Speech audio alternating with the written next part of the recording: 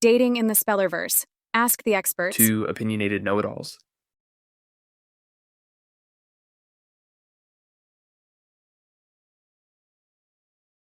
By Zach Duncan.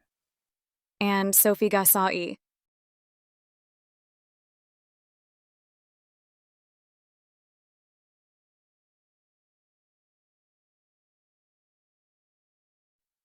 Every good tale starts with once upon a time.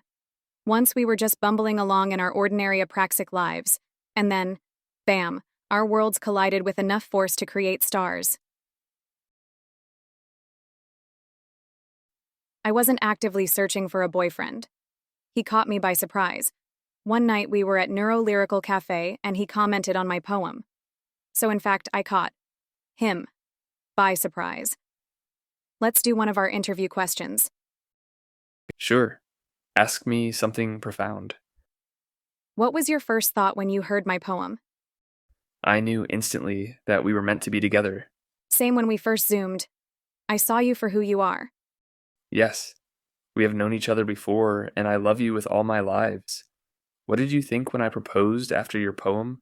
Well, I was certainly intrigued. And my handsome face helped too, right? LOL. Yes, but your shiny light drew me in. And your pretty face didn't hurt either. Yes, sometimes people just know.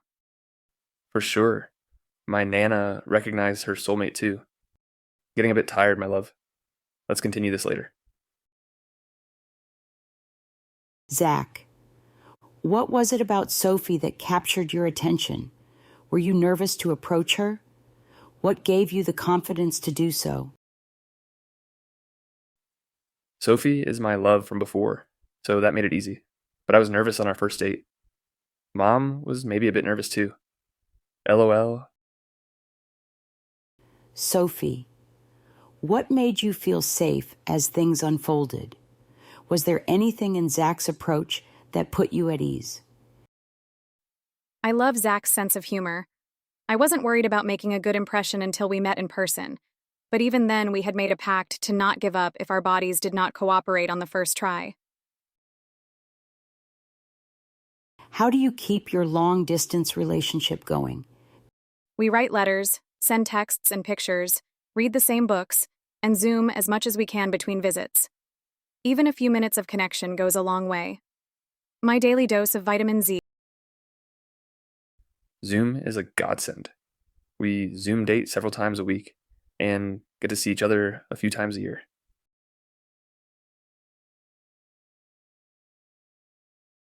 Happy Sophie, you look beautiful tonight.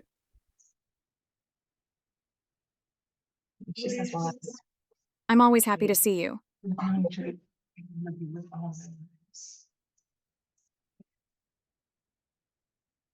Let's do another question.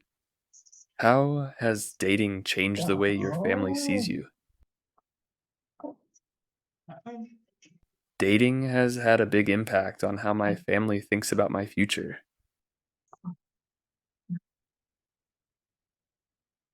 My parents imagine me having a life I share instead of me being alone when they die. Not as much as I hope, to be honest. Some people still see me as a child.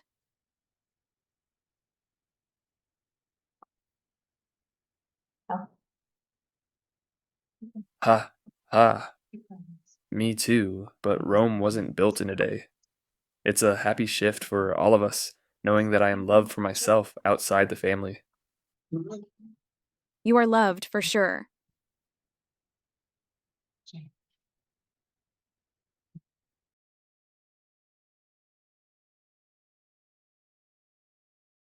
How do you handle having no privacy together because you need CRPs with you to communicate?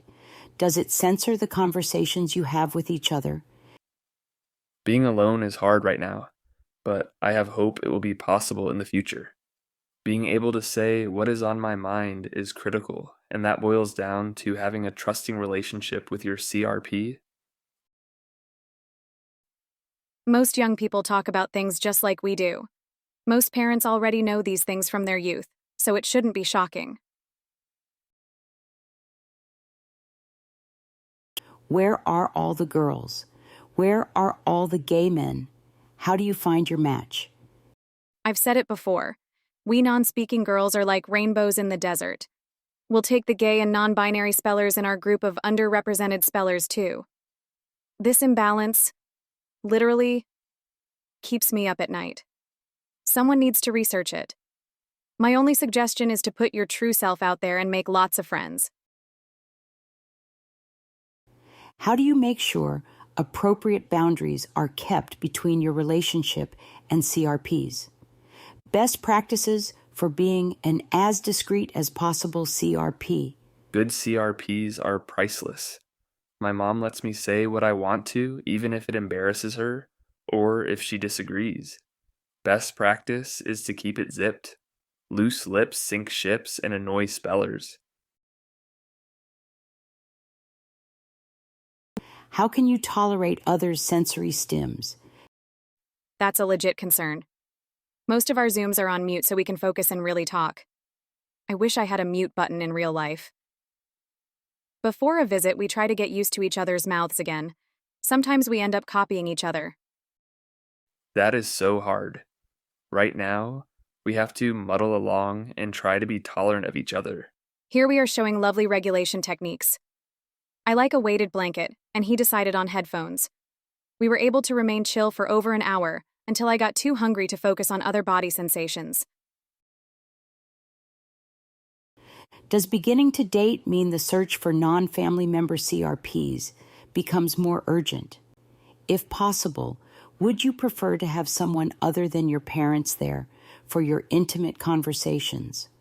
Or does the fact that you have a trusted relationship with them make it easier to feel safe expressing yourself? Well, that's tricky because I like to be able to call whenever, but I would have to really schedule it if I used a different CRP. It can be embarrassing, but I am kind of over that now. I have other CRPs, but it's pretty easy to forget that moms are listening in because I'm focused on Zach. Our moms may be more cool than some. I am used to it being the four of us. It would be weird to not have them here at this point. Have to agree. The moms are on Team Soza. Yes, we are fortunate to have supportive parents. What has been the biggest challenge so far? For me, the hardest thing, you need to understand, is how incredibly difficult it is to stay regulated. I'm not super calm under the best circumstances, but add raging hormones and high stakes, and I'm a hot mess. Regulation is by far the hardest part. Excitement puts me on edge, and her excitement doubles the trouble and makes it hard for us to chill because we are both freaking out. Really, I recommend drugs for finding a chill state of mind before seeing your date. Ha ha, Zach is funny. But, OMG, sometimes magnesium just isn't enough. Do you have anything you wish you would have known before you started dating?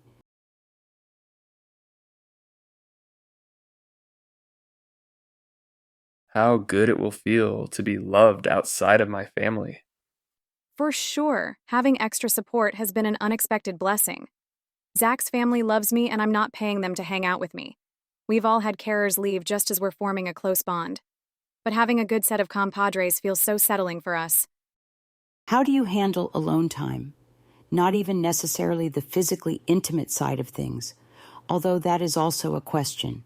I'm sure there are times when you would like to be alone together, but need CRPs to support communication and regulation.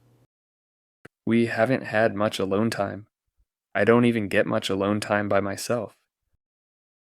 We make grand plans online, then have to muddle through. Spoiler, we can't claim a high rate of success.